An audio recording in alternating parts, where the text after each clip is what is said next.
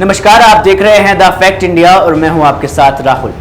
राजस्थान की सियासत में जुबानी जंग का नया अध्याय शुरू हो चुका है, जहां नागौर से सांसद और आरएलपी सुप्रीमो हनुमान बेनीवाल ने एक बार फिर अपनी तल्खी का तीर छोड़ दिया है और इस बार निशाने पर रहे कांग्रेस के प्रदेश अध्यक्ष गोविंद सिंह डोटासरा। ये वार तंज की आड़ में हुआ है और वो भी एक ऐसे कार्यक्रम में जहां बेनीवाल ने बिना नाम लिए तेजल सुपर डुपर पर डांस करने वाले नेताओं को अपने लपेटे में ले डाला है। क्या कुछ पूरा मामला है, आइए हम इस रिपोर्ट में देखेंगे। देखिए हमारी एक खास रिपोर्ट।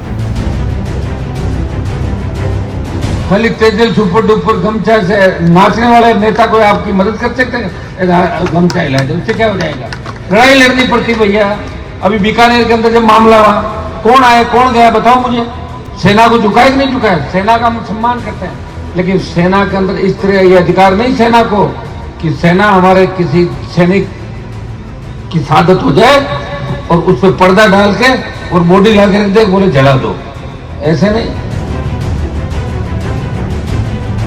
हनुमान बेनीवाल ने नागौर के एक गांव में जनता को संबोधित करते हुए हनुमान बेनीवाल ने कहा कि तेजल सुपर डुपर पर नाचने वाले नेता आपकी मदद नहीं करते। गमछा हिलाने से लड़ाई नहीं जीती जाती। बेनीवाल ने खुद को सड़क से लेकर संसद तक की लड़ाई का योद्धा बताया है। कहा कि उन्होंने न सिर्फ नागौर की बल्कि राजस्थान और किसान का मान बढ़ाया है। बेनीवाल के ये तीखे हमले यही नहीं रुके। उन्होंने बेरोजगारी पर चिंता जताते हुए कहा कि आज की युवा पीढ़ी नशे के रास्ते पर जा रही है और इसमें सरकार की असफलताएं जिम्मेदार हैं। वहीं उनके इशारे पर कांग्रेस के स्टार डांसर भी थे। जी हां, डोटासरा जो तेजल सुपर डुपर पर अपना नाच और भाषण के अंदाज से चुनाव में खूब सुर्खियां बटोर चुके हैं।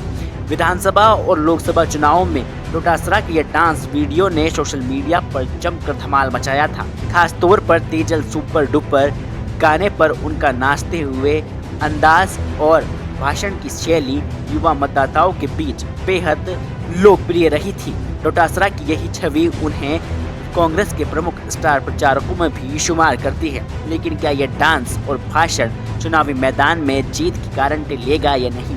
बेनीवाल की इन बातों से तो यही लगता है कि इस पर उन्होंने गहरा शक जताया है। बेनीवाल ने खुद को पारदर्शिता की मिसाल बताते हुए दावा किया है कि उन पर किसी भी प्रकार का भ्रष्टाचार का आरोप नहीं लगाया जा सकता।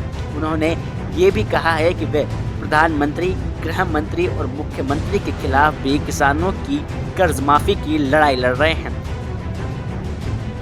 अब सवाल है कि क्या बेनीवाल की ये जुबानी जंग कांग्रेस के लिए सिरदर्द बनेगी या फिर ये सिर्फ चुनावी रणनीति का एक बड़ा हिस्सा है।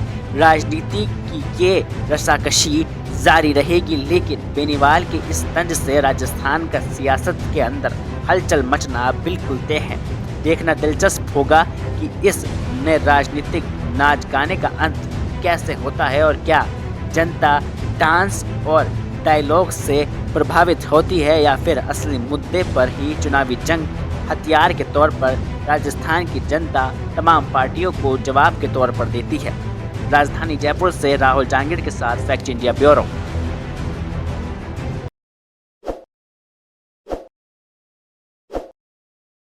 ताज़ा खबरों के लिए विजिट करें द फैक्ट इंडिया की वेबसाइट और डाउनलोड करें द फैक्ट इंडिया